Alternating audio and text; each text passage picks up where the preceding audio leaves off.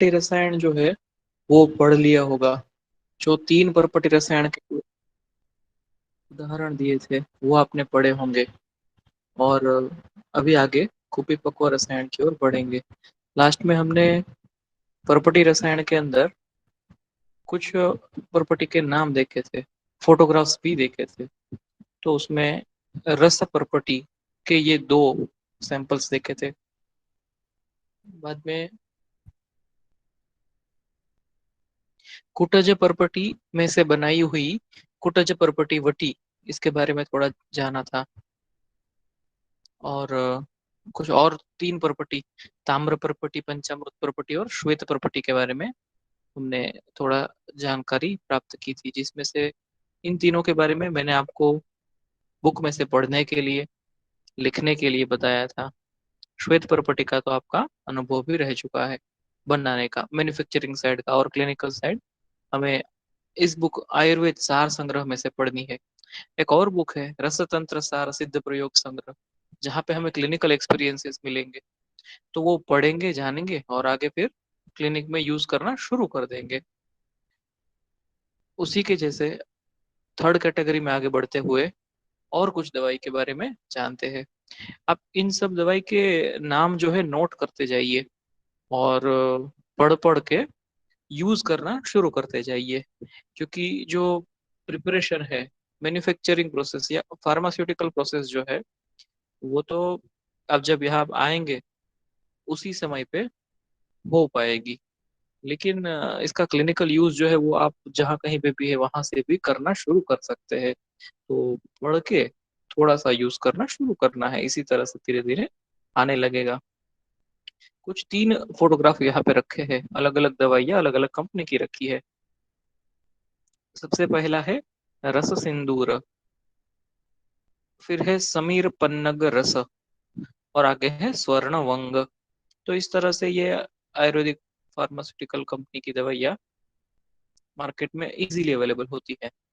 और जो भी विद्यार्थी अपना BAMS कंप्लीट करते हैं, एक आयुर्वेदिक डॉक्टर बन जाते हैं, उसमें से देखा गया है कि इस कैटेगरी की दवाई, कुपीपक्व रसायन की दवाई, बहुत बहुत कम वैद्य यूज करते हैं। और जो यूज करते हैं, समझ लीजिए 10% वैद्य, 10% वैद्य इसको यूज करते हैं। और जो यूज करते हैं वो अपनी मेडिकल प्रैक्टिस में बाकी लोगों से बहुत ही ज्यादा सफलता प्राप्त करते हैं।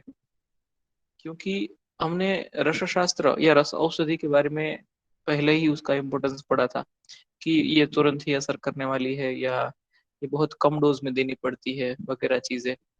तो ये जो रस औषधि के बारे में था, उसके अंदर भी ये जो तीसरी कैटेगरी है वो पहली दो कैटेगरी से बहुत ही ज्यादा शीघ्रगामी, शीघ्र असर करता ऐसी है। और इसको यूज करना भी बहुत ही आसान नहीं है, आपको प्रैक्टिस करनी पड़ेगी, क्लिनिकल एक्सपीरियंस लेने पड़ेंगे, तब जाके इसको अच्छे से यूज कर पाएंगे। तो ये तीनों ही रस सिंदूर और सिंदूर कैटेगरी वाली कितनी भी सारी दवाई आएगी, जैसे कि रस सिंदूर, सुवर्ण सिंदूर, मल्ल सिंदूर, ताम्र सिंदूर, तार सिंदूर वगैरह, बहुत सारी, इन सभी को पढ़िए आप। समीर पन्नग रस अकेला भी यूज किया जाता है और दूसरी प्रोप्राइटरी मेडिसिन के अंदर एज एन इंग्रेडिएंट भी यूज किया जाता है। और स्वर्ण वंग, ये भी हम काफी डिटेल में पढ़ेंगे। स्वर्ण वंग जिसमें स्वर्ण नहीं होता, सिर्फ सुनहरा रंग होता है उसका, ये तो वंग का कल्प है। तो अभी थियोरेटिकल पार्ट थोड़ा देख रहे हैं कि कुपीपक्व रसायन जो है, again they are very unique. Very unique क्यों है? क्योंकि ये सिर्फ आयुर्वेद में बनाया जाता है, और एलोपैथी में, होम्योपैथी वगैरह जो फार्मास्यूटिकल लाइन से वहां पे नहीं बनाया जाता। ये हर्बो मिनरल फॉर्मुलेशंस है। कुछ कुछ दवाई ऐसी भी मिलेगी जो प्योरली मेटालिक होगी, या प्योरली मेटल और मिनरल का संयोग होगा, लेकिन इसमें कुछ ना कुछ हर्ब्स, वनस्पतियां भी होती है। तो ये हर्बो मिनरल फॉर्मुलेशंस है। और क्रॉनिक कंडीशन में तो ये यूजफुल है ही है, एक्यूट कंडीशन में भी ये बहुत बार यूजफुल हो जाते हैं। ऐसी ये दवाइयाँ हैं कुपीपक्व रसायन जो एक्यूट कंडीशन में, मतलब कि अभी बीमारी हुई है और अभी तुरंत ही ठीक करना है, उसको ठीक करने में कुपीपक्व हमें बहुत उपयोगी होता है। क्यों? क्योंकि इसमें रस औषधि में जो सभी गुण होने चाहिए वो सारे ही गुण इसके अंदर है। जैसे कि बहुत कम मात्रा लेनी पड़ती है। बहुत कम मतलब खलवीय रसायन से भी कम, परपटी रसायन से भी कम, बहुत कम मात्रा में ये जरूरी असर कर देता है। और नॉन ऑब्वियस टेस्ट, मतलब इसका कोई ऐसा कोई खास स्वाद नहीं होता। आप जो 6 प्रकार के रस, 6 प्रकार के स्वाद के बारे में आप पढ़ चुके हैं, तो उसमें से कोई भी ये मीठा स्वाद है या ये खारा स्वाद है ऐसा आप नहीं बता पाएंगे। अ, ऐसा लगता है कि धूल जैसा बिल्कुल ही बेस्वाद है, ऐसा सा स्वाद है, मतलब कोई खराब स्वाद नहीं होता। और डोज भी बहुत ही कम होता है। पेशेंट ने दवाई खा ली तो पता भी नहीं चलता कि खा ली। और बेटर थेरापेटिक एफिकेसी वो तो है ही, असर करती है, बहुत अच्छे से बेहतर असर करती है। ये एक सगंध स अग्नि मूर्छना है पारद की। पारद में से, मर्क्यूरी में से दवाई बनाते हैं। तो कुपी पक्को जो है इसको पकाना है, कुपी यानी कि कांच की बोतल में लेके इसको पकाना है। तो डेफिनेटली ये स अग्नि है ना। और इसमें तो बहुत बहुत ज्यादा टेम्परेचर, बहुत ज्यादा अग्नि दी जाती है। इस स अग्नि मूर्छना हमेशा ही होती है। और सगंध भी होती है, क्योंकि यहाँ पे हमें जब पाक करना होता है कूपी के अंदर, कांच की बोतल के अंदर, जब हमें मर्क्यूरी को पकाना होता है, मर्क्यूरी के साथ दूसरे जो भी द्रव्य है, वनस्पति का रस है, उसको पकाना होता है।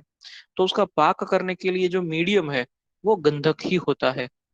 यहाँ पे कुप्पी पक्व रसायन में ही इतना सारा गंधक का उपयोग किया जाता है कि गंधक को बलि नाम से भी जाना जाता है। गंधक जलाया जाता है, गंधक जलता रहता है, और हमारे जो द्रव्य है, पारद है या सोमल है या दूसरे जो भी द्रव्य है, उसको पकाता रहता है। इस तरह से वहां पे पाक होता है। तो ये सगंध, गंधक युक्त होती है, सगंध स अग्नि मूर्छना, ऐसी दवाई है पारद की। लेकिन ये ऐसी है, सौगंध सौगनी तो परपटी भी थी, लेकिन ये ऐसी है सौगंध सौगनी जो कि कांच कुपी में बनाई जाती है, जो कि ग्लास बोतल में बनाई जाती है। और ग्लास बोतल में भी कैसे? Gradually heating manner. Gradually heating यानी क्या? कि यहाँ पे हमेशा ही यहाँ पे एक चीज का ख्याल रखा जाता है कि पहले कुछ घंटों तक मंद मंद अग्नि दिया जाता है, फिर कुछ घंटों तक मध्यम अग्नि, थोड़ा अग्नि बढ़ाया जाता है, और बाद में कुछ घंटों तक तीव्र अग्नि दिया जाता है। जैसे आपने वालु का यंत्र पढ़ते समय, वालु यंत्र प्रकरण में वालु का यंत्र में पढ़ा था, बिल्कुल वैसा ही पहले कुछ समय मंद अग्नि दिया जाता है, बहुत ही माइल्ड फायर पे पकाया पाक किया जाता है। बाद में धीरे धीरे अग्नि बढ़ाया जाता है, और बाद में और बहुत बहुत ज्यादा अग्नि बढ़ाया जाता है। कितना अग्नि बढ़ाया जाता है, कितना फ्यूल, लकड़ी कितनी लगती है, मैं आपको वीडियो दिखाऊंगा, मे बी कल या परसों। तो आपको पता चलेगा कि ये अग्नि बहुत ही ज्यादा अग्नि होता है जब इसकी भट्टी शुरू होती है। कुपी पकवान की भट्टी जब शुरू होती है तो इतनी अग्नि होती है कि हम पास में खड़े नहीं रह सकते। इतनी सारी अग्नि वहां पे होती है, जब तीव्र अग्नि दी जाती है तो पास में हम, भट्टी के पास में खड़े नहीं रह सकते, इतनी तीव्र अग्नि होती है वहां पे। और ये जो वालु का यंत्र में यानी कि रेत को माध्यम बना के अग्नि जो है रेत को दी जाती है, और रेत जो है गर्म होके एक समान दिशा में, एक समान अग्नि सभी दिशा में पहुंचाती है कांच की बोतल को। तो ये जो वालु का यंत्र में ये पूरी प्रोसेस की जाती है। तो पहले के समय में जब ये कांच की बोतल यूज करना शुरू किया, उससे पहले के समय में वहां पे कांच की बोतल के बदले शराब यानी कि मिट्टी की तावड़ी या फिर मूसा, ऐसी चीजों का भी यूज किया जाता था पारद भस्म बनाने के लिए। और उसके बारे में हमने पढ़ा भी है, यंत्र प्रकरण में कई जगह पे पढ़ा है, पुट प्रकरण में भी कई जगह पे पढ़ा है। लेकिन वालु का यंत्र के अंदर हम शराब रख के, वालु का यंत्र के अंदर हम मूसा रख के भी पाका कर सकते हैं, लेकिन वो पहले के समय में किया जाता था। बाद में कांच की बोतल यूज की जाने लगी, क्योंकि कांच की बोतल जो है उसमें बनती दवाई जो है वो बहुत अच्छी क्वालिटी की बनती थी, और कांच की बोतल जो है अग्नि पास ऑन करने में बहुत अच्छा काम देती थी। उसमें भी क्या क्या आगे होता है देखेंगे, कि कांच की बोतल ही क्यों, वो भी देखेंगे आगे। तो अभी इसकी डेफिनेशन हमें याद रखनी है। वैसे ये श्लोक आपके लिए समझना बहुत जरूरी है, याद रखना कंपलसरी नहीं है, समझना बहुत ज्यादा जरूरी है। कूपी इति काच कूपी, कूपी पक्व रसायन है ना, ये पूरा शब्द है कूपी पक्व रसायन। उसकी डेफिनेशन ले रहे हैं हम। तो उसके अंदर सबसे पहला शब्द है कूपी। तो डायरेक्टली लिखा है कूपी इति कांच कूपी, कांच कूपी यानी कि कांच की बोतल, ग्लास की बोतल है ना। कूपी इति कांच कूपी, कूपी मतलब कि कांच की बोतल, ये ऐसा हमें यहाँ पे कूपी पक्व रसायन में समझना है। पक्वम अग्निना पक्वम, कांच कुपी को अग्नि में गर्म करके, पक्वम अग्नि ना पक्वम, कांच कुपी को अग्नि में गर्म करके अंदर रखे हुए हमारे जो कोई भी मर्क्यूरी सल्फर वगैरह चीजें हैं उनको पकाया जाता है। मतलब हमारे जो कोई भी रस द्रव्य, जो कोई भी रॉ मटेरियल है, उनको कांच की बोतल के अंदर रख के, कांच की बोतल को अग्नि में गर्म करके अंदर के द्रव्यों को पकाया जाता है, तो उसको कुपी पक्व रसायन बोलते हैं। आगे लिखा है रसस्य पारदस्य अयनम स्थानम, अर्थात कुप्याम अग्निना पक्व यद रसायन।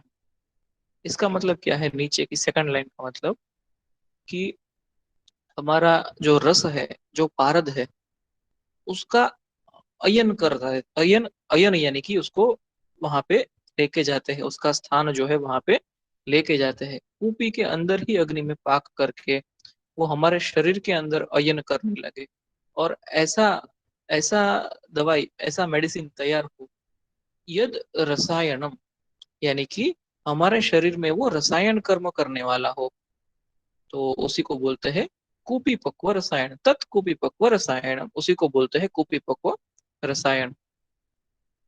आगे ट्रांसलेशन भी दिया है, आप सिमिलरली उसको भी याद रख सकते हैं कि द वर्ड कूपी पक्व रसायन is made of four words, कूपी, पक्व, रस और अयन।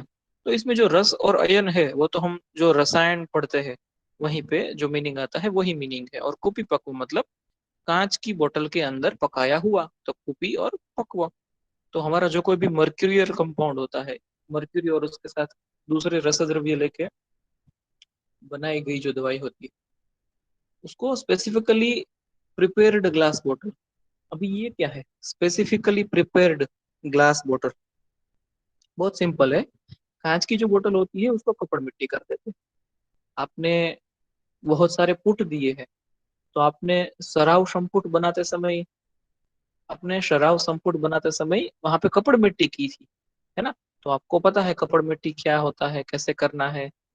एक कपड़ा, सूती कपड़ा लेके, मुल्तानी मिट्टी लेके, उस मिट्टी कपड़े को पूरा मिट्टी वाला करके ऊपर चिपका देते थे, तो ऐसी कपड़ मिट्टी करनी होती थी। आपने शराब संपुट में कपड़ मिट्टी सिर्फ उसके संधि बंधन के लिए की थी, दो शराबों को जोड़ने के लिए। यहाँ पे हम पूरी ही बोतल को कपड़ मिट्टी कर देते हैं। पूरी पूरी बोतल जो है, कांच की पूरी बोतल को ही हम कपड़ मिट्टी कर देते हैं। तो उसी को स्पेसिफिकली प्रिपेयर्ड ग्लास बॉटल ऐसा बोलते हैं, कि कांच की बोतल और कपड़ मिट्टी की हुई, और इसमें 7 बार कपड़ मिट्टी करते हैं या उससे भी ज्यादा बार कपड़ मिट्टी करते हैं। और अग्नि जो है क्रमाग्नि देते हैं। क्रमाग्नि मतलब हमने जैसे अर्क कल्पना में पढ़ा था, है ना, कि अर्क कल्पना में धूम अग्नि से लेके भट्ट अग्नि तक धीरे धीरे धीरे अग्नि बढ़ाते थे। तो इतनी सारी डिटेल तो नहीं है यहाँ पे, लेकिन 3 स्टेप जरूर आते हैं, मंद अग्नि, मध्यम अग्नि और तीव्र अग्नि। तो इस तरह से क्रमाग्नि, ग्रेजुअल हीटिंग मैनर में इस दवाई को बनाते हैं, तो उसको कुपीपक्व रसायन बोलते हैं। वैसे कुछ वीडियोस देखेंगे आप, तो आपके माइंड में ये सारी चीजें क्लियर हो जाएगी कि ये सब चीजें है क्या। कुपीपक्व रसायन जो है उसका कुछ इम्पोर्टेंस है, स्पेसिफिकली इस कैटेगरी का कुछ इम्पोर्टेंस है, वो देखेंगे। इसमें कोई खराब स्वाद नहीं होता, लगभग चीजें रस औषधि के जो महत्व है उसी के समान है। लेकिन एक चीज है यहाँ पे ज्यादा, stable compound for longer period. मतलब क्या होता है, जो दवाई बनती है, जैसे कि मैंने मर्क्यूरी सल्फाइड बनाना है, तो मैं मर्क्यूरी और सल्फर को लेके कज्जली बना लूं, वो भी कंपाउंड बन गया है। लेकिन वो कितना स्टेबल है ना, वो भी देखना है कि थोड़ा सा गर्म करने पे अलग हो जाते हैं मर्क्यूरी और सल्फर। हमने वहां पे अग्नि परीक्षा देखी थी, जल परीक्षा देखी थी, हथेली में लेके पानी से रगड़ने पे वो अ, अलग मर्क्यूरी जो है, फ्री मर्क्यूरी दिखने लगता है। तो वो स्टेबल नहीं हुआ, फिर थोड़ा सा गर्म किया, कज्जली बना के मर्क्यूरी और सल्फर की कज्जली बना के थोड़ा सा गर्म किया और परपटी बना ली। तो परपटी बनाने में के बाद थोड़ा सा गर्म किया है तो वहां पे जो है तो क्या होता है कि थोड़ा सा स्टेबिलिटी आ जाता है।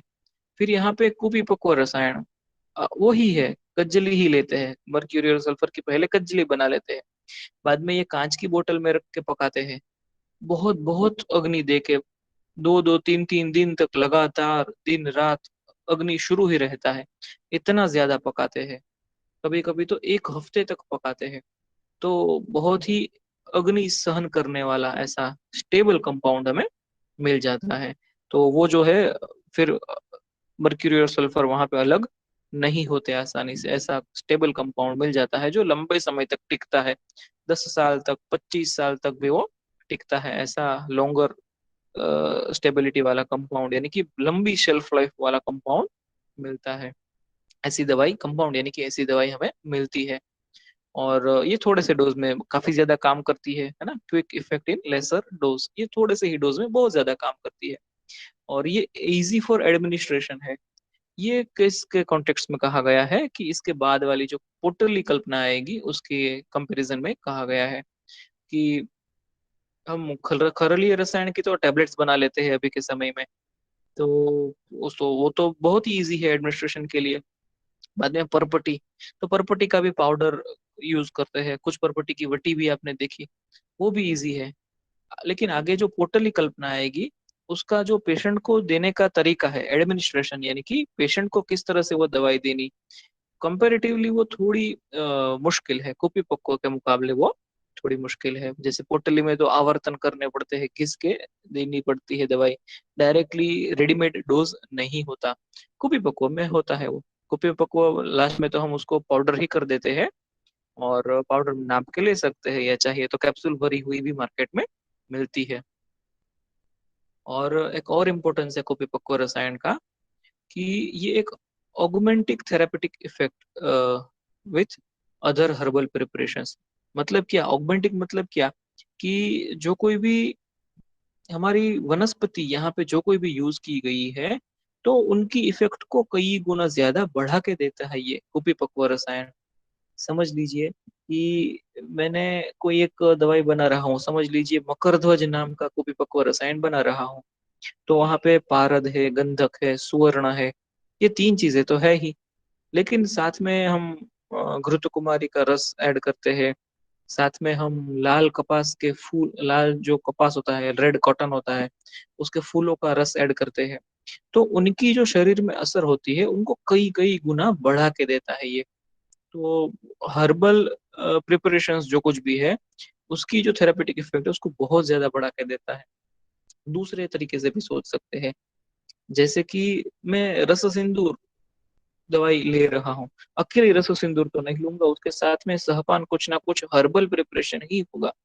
जैसे कि अगर मैं किसी को बहुत खांसी शुरू हो गई है अभी कभी, तो उस समय पे मैं उसको वासा का स्वरस, है ना, या फिर कंटकारी का चूर्ण, ऐसा कुछ लेके उसके साथ एक रत्ती रस सिंदूर दे देता हूँ।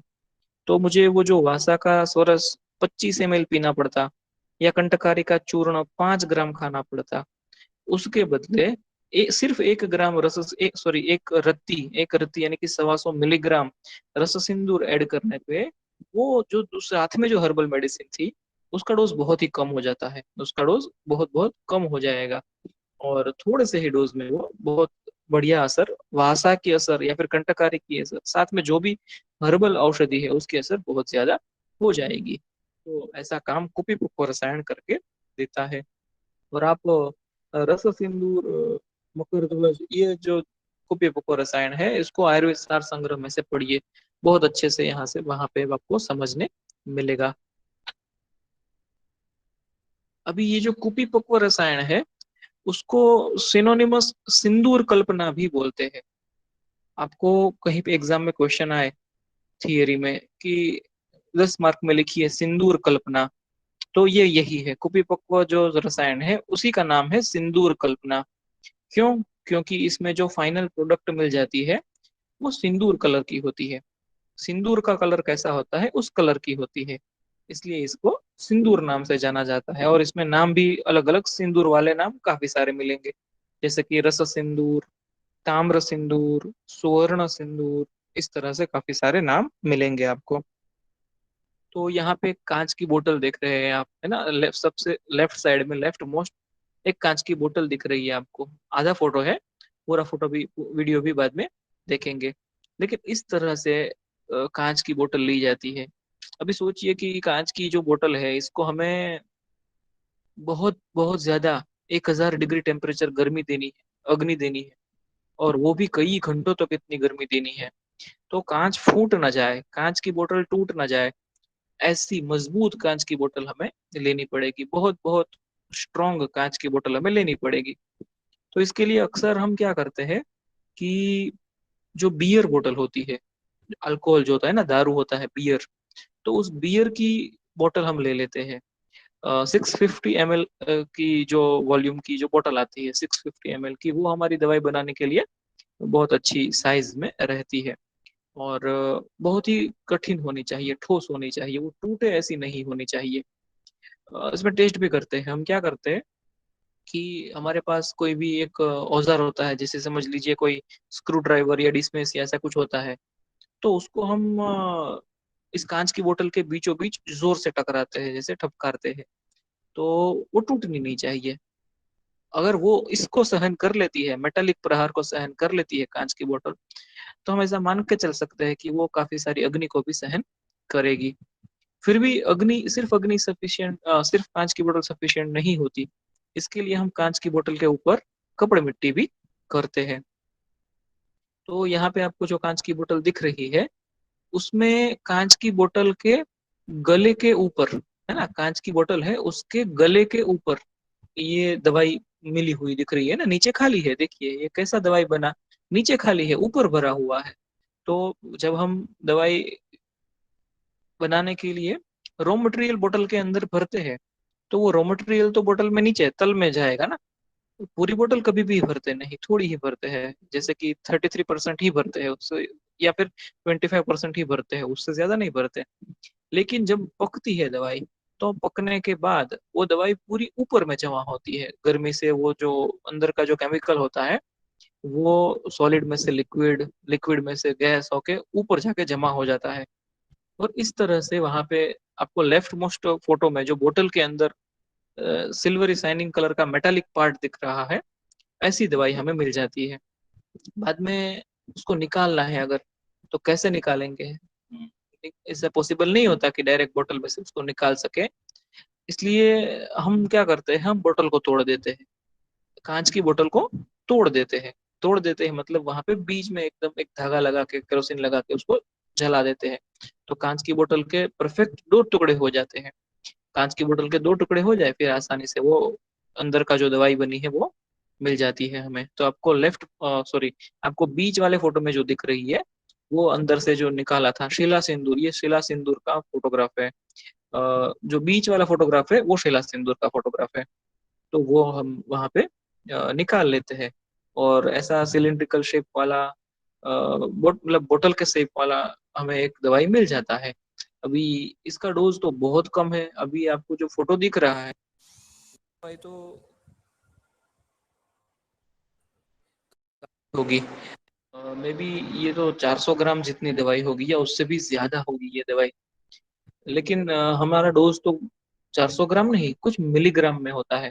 तो फिर क्या करते हैं, खरल में लेके उसको तोड़ देते हैं, खरल में लेके उसको पाउडर बना देते हैं। और पाउडर बनाने के बाद अभी जैसे वहां पे दिख रहा है वैसा तो मेटालिक शाइनिंग कलर दिख रहा है।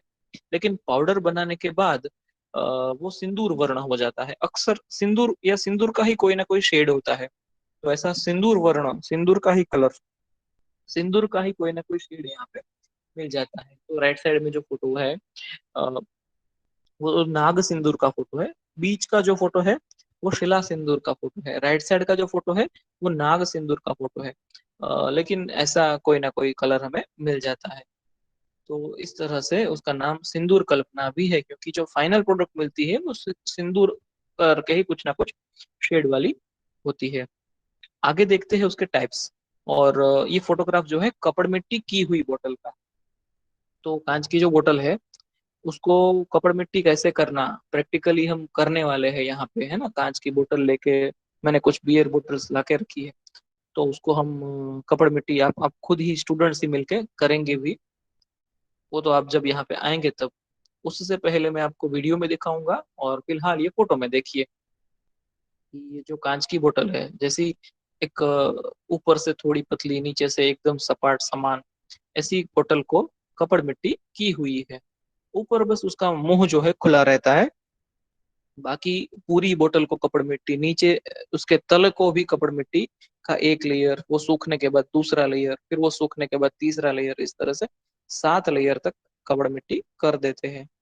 और फिर उसमें दवाई बनाते हैं। उसमें जो दवाई बनती है वो कुपीपक्व रसायन नाम से जानी जाती है। तो उसके कुछ टाइप्स हैं। वैसे तो ऐसे कोई टाइप्स अलग अलग मैन्युफैक्चरिंग मेथड के अनुसार देखेंगे तो ही हमारे काम के हैं, अंतर्दुम बहिर्दुम। लेकिन कुछ थियोरेटिकल टाइप्स भी बनाते हैं हम, जैसे कि सगंध निर्गंध। तो वहां पे गंधक ऐड किया जाता है या गंधक ऐड नहीं किया जाता। तो पहले ही हमने सीखा कि कुपी पक्व तो जो है सगंध सअग्नि मूर्छना है, और ऑलमोस्ट सभी कुपी पक्व सगंध ही होती है, सअग्नि ही होती है। उदाहरण के तौर पे रस सिंदूर, मकर ध्वज, माणिक्य रस वगैरह वगैरह। लेकिन कुछ बहुत रेयर, कुछ ही दवाई ऐसी होती है जो निर्गंध भी होती है, या फिर उसके अंदर जो हमने रॉ मटेरियल लिया है उसमें कहीं ना कहीं कंपाउंड में एक पार्ट सल्फर होता है, लेकिन हम अलग से सल्फर वहां पे, अलग से गंधक वहां पे ऐड नहीं करते। तो वो निर्गंध कहलाती है, जैसे कि रस कर्पूर, रस पुष्प, है ना। तो इन दवाइयों के बारे में आप पढ़िए, बहुत ही इंटरेस्टिंग दवाई है ये। यूज करने में ये बहुत ही इंटरेस्टिंग है दवाई। और ये जो आप माणिक्य रस पढ़ रहे हैं, है ना, तो माणिक्य रस आपको नाम दिख रहा है, वो आपने जो बनाया था रस माणिक्य, ये वो नहीं है। आपका प्रैक्टिकल हो चुका है ना, हड़ताल में से आपने रस माणिक्य बनाया था। तो वो एक अलग दवाई थी, वो कुपी पकवा नहीं थी ना, वहां पे कहाँ आपने कुपी यूज की थी।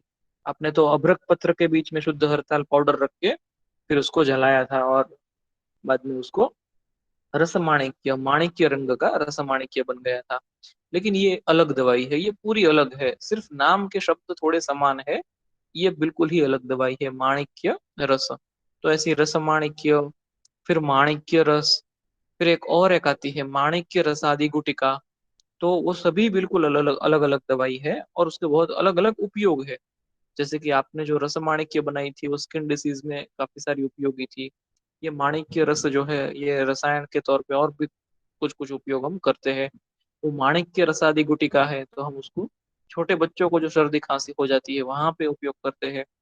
तो सभी दवाई आप अलग अलग नाम याद रखिए। और अभी आइए, आपका क्लिनिकल एक्सपोजर शुरू हो गया ऐसा समझ के आप हर एक दवाई जो है उसको पढ़ना और यूज करना शुरू करिए। फिर रस कर्पूर, रस पुष्प तो बहुत ही संभाल के यूज करने जैसी दवाइयाँ है। आगे दूसरी कैटेगरी देखते हैं टाइप्स की। तो अकॉर्डिंग टू मैन्युफैक्चरिंग मेथड, है ना, तो मैन्युफैक्चरिंग मेथड, दवाई बनाने का तरीका कैसा है, उसके अनुसार कुछ टाइप्स है यहाँ पे। तो दो टाइप्स है, अंतर्धूम बहिर्धूम, है ना। अंतर्धूम और बहिर्धूम। तो उसमें होता क्या है, जब हम वालु का यंत्र के अंदर ये कांच कुपी रख के उसको गर्म करते हैं, अंदर गंधक डाला हुआ है तो गंधक जलता रहता है, अंदर गंधक डाला है तो गंधक तो बहुत बहुत जलेगा, गंधक का सल्फर का धुआं हो जाएगा, है ना। सल्फर की फ्यूम्स बहुत सारी हो जाती है। और अगर हमें ऐसा करना है कि वालु का यंत्र के अंदर जब हमने बोतल रखी तो वो सल्फर का धुआं जलते जलते बोतल में से बाहर निकल जाए, अगर हमें ऐसा करना है तो हम बोतल का जो ऊपर का मुख है वो बंद नहीं करते, खुला रखते हैं।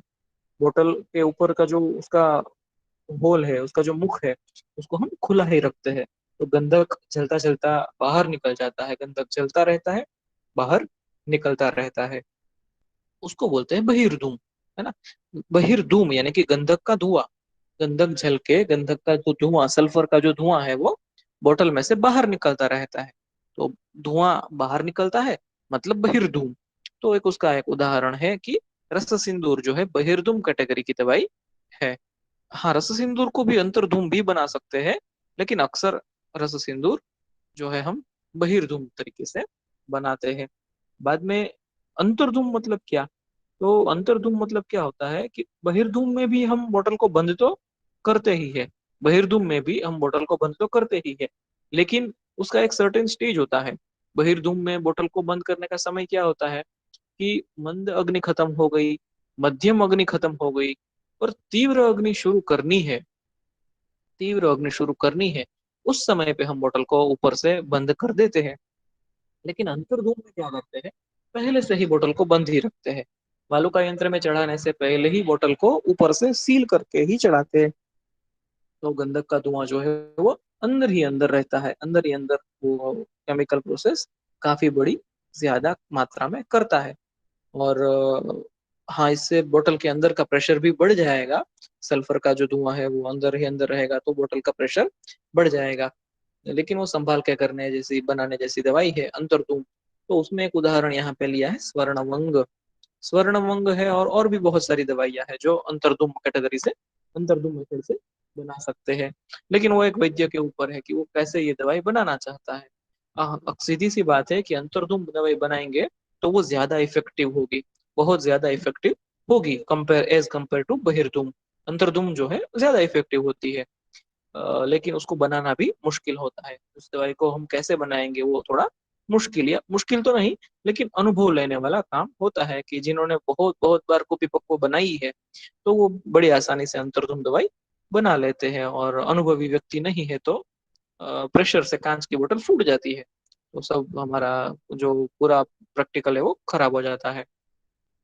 तो ऐसे बहिर्धुम अंतर्धुम दो कैटेगरी, उसके दो टाइप्स थे। फिर एक और है कैटेगरी टाइप्स की कि फिनिश्ड प्रोडक्ट कहाँ पे मिलती है उसके आधार पे, है ना। तो वहां पे तीन नाम दिए गए हैं, कंठस्थ, तलस्थ, उभयस्थ, है ना। तो हमारा जो दवाई हम बनाते हैं, अंदर तो हमने बोतल के अंदर तो हमने कुछ पाउडर डाल के रखा है, फिर वो गर्म हो रहा है, रॉ मटेरियल हमारा गर्म होने के बाद वो प्रवाही हो रहा है, वायु हो रहा है, वायु होने के बाद वो सब्लिमेट हो रहा है, वायु होने के बाद वो सब्लिमेट, सब्लिमेट मतलब वायु में से फिर से घन, घन में से प्रवाही, प्रवाही में से वायु, ये तो गर्मी का स्टेज है। लेकिन वायु में से वो फिर से प्रवाही फिर से घन, ऐसे नहीं, वायु में से डायरेक्टली घन हो जाता है, तो वो सब्लिमेशन कर रहा है। तो वो जो हमारे द्रव्य का यानी कि हमारी जो फाइनल प्रोडक्ट है उसका सब्लिमेशन बोतल में कहाँ पे होता है, बोतल में कहाँ पे होता है उसके आधार पे यहाँ पे कैटेगरी बनाई है। जैसे कि कंठस्थ, तो हमारा पहले वाला फोटो ही देखिए, ये कंठस्थ है। इसका जो लेफ्ट मोस्ट फोटो है इसमें आपको पता चलेगा कि हाँ ये तो बोतल के कंठ में लगी हुई है, कंठ यानी कि गला। तो बोतल के गले में, बोतल सबसे ऊपर है बोतल का मुख, उसके नीचे है बोतल का गला। तो नेक में, बोतल के नेक पार्ट में कंठ में लगी हुई दवाई है, उसको बोलेंगे कंठस्थ, है ना। फिर कंठस्थ के बाद है तलस्थ। तो तलस्थ का फोटो फिलहाल मैंने ऐड नहीं किया है, नेक्स्ट क्लास में मैं आपको तलस्थ का भी फोटो दिखाऊंगा। तो वहां पे बोतल में तल में यानी कि नीचे उसका जो बेस होता है वहां पे बोतल के अंदर में वो दवाई जमा होती है, तो वो तलस्थ रसायन कहलाता है, तलस्थ कुपिपक्व रसायन कहलाता है। और फिर है उभयस्थ, उभयस्थ यानी कि ऊपर और नीचे। तो उभयस्थ में भी अलग अलग दो प्रकार होते हैं, जैसे कि ऊपर में थोड़ा एरिया और नीचे में थोड़ा एरिया, इस तरह से सिंदूर जमा हो जाता है। या तो फिर पूरी ही बोतल में सिंदूर जमा हो जाता है। कुछ ऐसी भी है जैसे कि स्वर्णांग जैसा जिसमें सिर्फ बीच में जमा होता है। तो ऐसी भी कुछ कैटेगरी है। फाइनल प्रोडक्ट हमारी कहाँ पे मिलेगी तो उसके आधार पे कुछ नाम है, जैसे कि मकर ध्वज रस सिंदूर कंठस्थ, फिर समीर पन्नग स्वर्णांग तलस्थ। भी देखिए समीर पन्नग जो है उभयस्थ में भी है, तो उस तरीके से भी बना सकते हैं, बनाने का तरीका थोड़ा अलग होता है। तो फिर हिंगुलीय माणिक्य रस वगैरह चीजें है यहाँ पे। देखिए एक और चौथा नाम आ गया माणिक्य रस के साथ, हिंगुलीय माणिक्य रस। तो वहां पे भारत गंधक ना लेके हिंगुल लिया जाता है, यानी कि डायरेक्टली मर्क्यूरी सल्फाइड लिया जाता है। तो इस तरह से ये कुछ टाइप्स हमने यहाँ पे देखे। तो कंठस्थ, तलयस्थ, उभयस्थ, है ना। फिर ये आप और वीडियोस देखेंगे आप, तो थोड़ा समझ में आएगा और ये धीरे धीरे फटाफट याद रहने लगेगा कि अंतर्धुम बहिर्धुम बनाने के मेथड के अनुसार, फाइनल प्रोडक्ट के अनुसार, कंठस्थ तलस्थ उभयस्थ, वो याद रहने लगेगा। और आगे उसका एक वीडियो भी मुझे आपको दिखाना है। ये तो एनिमेटेड वीडियो है, ये भी देखना है। और सचमुच में हम जो कुपी पकुआ रसायन बना रहे हैं उसके भी कुछ वीडियोस है मेरे पास, मैं समीर पन्नागरस के वीडियोस है मेरे पास, तो वो मैं आपको दिखाऊंगा। लेकिन फिलहाल तो समय पूरा हो गया है, तो आप यहाँ तक ही रखिए और आज हम यहाँ तक रखते हैं। आप सभी अपनी अटेंडेंस जो है भेज दीजिए चैट में।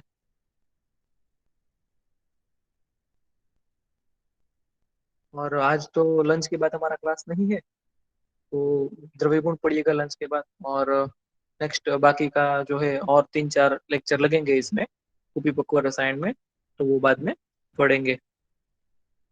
और अगर ऐसा कोई कर रहा है कि अटेंडेंस लिखे बिना ही लीव कर रहा है, तो गलती से भी ऐसा मत करिए, अटेंडेंस लिख लीजिए। अटेंडेंस अपनी चैट में अटेंडेंस लिखने के बाद ही आप लीव करिए।